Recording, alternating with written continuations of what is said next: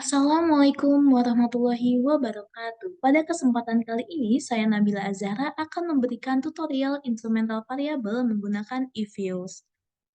Sebelum itu, apa sih instrumental variabel? Nah, instrumental variabel itu penambahan variabel yang berkorelasi kuat dengan variabel penjelas, yaitu X, tapi tidak berkorelasi langsung dengan variabel respon, yaitu Y, dan juga tidak berkorelasi dengan error. Data yang saya gunakan pada kali ini yaitu data penawaran kayu bulat hutan alam Indonesia. Data ini berjumlah 17 data dengan keterangan untuk produksi yaitu kita, kemudian harga PT, inventaris itu I, izin pemanfaatan IPK, kemudian ekspor itu EKB, dan juga penawaran itu ST. Sebelum kita mengestimasi data tersebut ke dalam if-use, kita harus membuat model dulu nih teman-teman. Di sini saya menggunakan model penawaran, yaitu penawaran sama dengan produksi ditambah harga ditambah ekspor kemudian ditambah error. Dengan instrumen variabelnya yaitu inventaris dan juga izin pemanfaatan. Nah, langsung aja kita tutorial penggunaan instrumental variabel menggunakan if-use. Kita tunggu softwarenya terbuka terlebih dahulu. Nah, jika sudah seperti ini, kita create a new file. Kemudian ini kita ubah menjadi unstruktur. Kemudian observasinya kita ubah menjadi 17 ya teman-teman, karena tadi data kita ada 17. Lalu klik OK. Nah, jika udah seperti ini, kita lalu klik, kemudian empty group. Nah, di sini kita masukkan data yang kita punya ya teman-teman. Di sini data saya ada di Excel, kemudian saya buka, saya akan melakukan copy paste.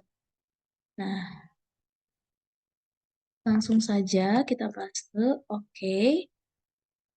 Nah, kalau udah kayak gini, kita quick, kemudian kita estimate equation. Nah, lalu di sini kita masukin persamaan yang kita punya. Tadi kan penawaran sama dengan produksi ditambah harga ditambah ekspor ditambah error ya.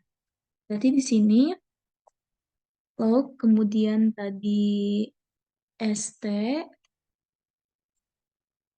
itu untuk penawaran, kemudian spasi C di sini untuk menggantikan sama dengan, kemudian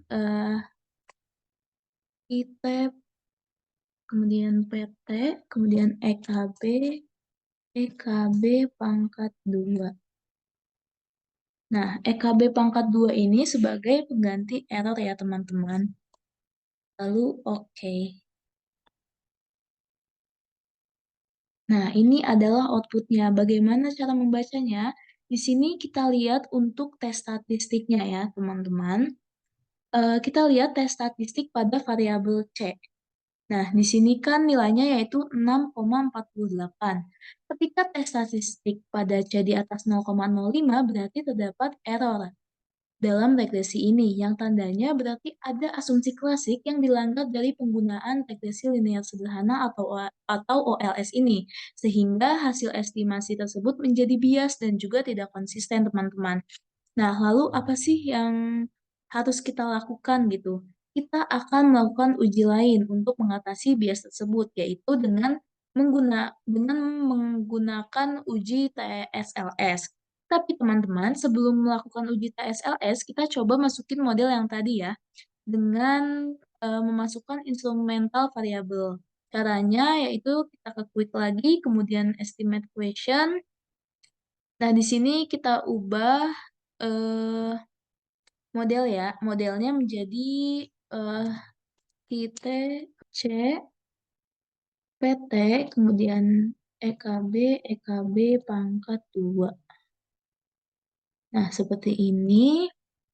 Nah, dan di sini kita masukkan instrumental variabelnya, yaitu kan tadi I dan juga IPK ya. Berarti di sini kita tambahkan I, kemudian IPK. Nah, kita cek lagi apakah sudah benar. Artinya udah benar ya teman-teman. Langsung saja kita klik Oke. Nah, ini dia. Dari hasil output ini dapat dilihat nih dari tes statistiknya, Kenapa sih kita harus melihat dari tes statistik? Karena kita akan melihat dari korelasinya gitu. Kalau misalkan lebih dari 0,05 berarti korelasinya kuat. Kalau kurang dari 0,05 berarti korelasinya lemah. Nah, sekarang kita lihat nih tes statistik pada ini di sini. Kita bisa lihat ya, tes statistik pada I itu min 1,2 yang merupakan 1,2 itu lebih besar dari 0,05 yang mana variabel I ini berarti memiliki korelasi yang kuat nih terhadap model, namun berlawanan karena hasilnya negatif nih di sini. Lalu tes statistik pada IPK yaitu 0,1 karena dia kurang dari 0,05, variabel IPK berarti memiliki korelasi yang lemah terhadap model. Selanjutnya kita akan melakukan uji TSLS nih. Caranya yaitu kita ke estimate. Kemudian di sini metodenya kita ubah dulu ya menjadi TSLS. Nah, di sini kita masukkan model yang awal ya, teman-teman, yaitu di sini log, kemudian ST, spasi C, spasi IT, spasi PT, spasi EKB, spasi EKB pangkat 2. Nah, ya, teman-teman. Kemudian untuk instrumen listnya, kita masukkan error dan juga instrumental variabelnya. Instrumental, kita masukkan errornya kan, errornya kan EKB ya, tadi EKB pangkat 2. Kemudian instrumental variabelnya I dan juga IPK. Nah, kalau udah seperti ini, kita klik OK. Nah, output di sini kita bisa lihat lagi ya dari tes statistiknya. Untuk C-nya yaitu sudah 0,2 yang artinya nilai tes statistik ini pada variabel Y menunjukkan korelasi yang lemah pada error sehingga sudah tidak ada lagi variabel di luar model yang dapat mempengaruhi.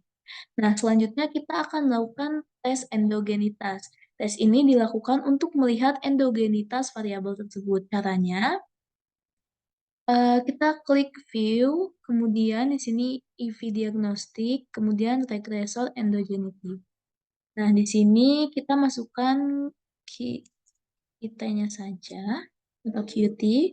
Oke. Nah, di sini nilai dari probability dari endogenitasnya yaitu 0,46 ya, di mana hipotesisnya untuk endogenitas itu terima H1 ketika nilainya itu kurang dari 0,5 dan di sini nilainya kurang dari 0,5 ya, artinya variabel ini merupakan variabel endogen. Nah, kalau sudah seperti ini, kita akan melihat selanjutnya kita akan melihat variabel yang kita tambahkan ini bersifat lemah atau kuat. Caranya dengan melakukan test weak instrument. Caranya itu sama, klik view, kemudian IV diagnostik, kemudian di sini weak instrument diagnostik.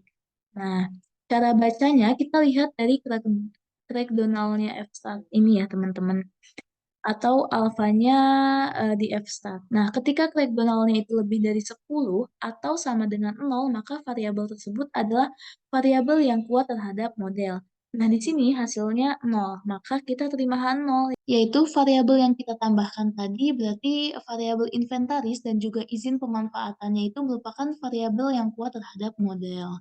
Mungkin sekian dari saya, semoga dapat dipahami.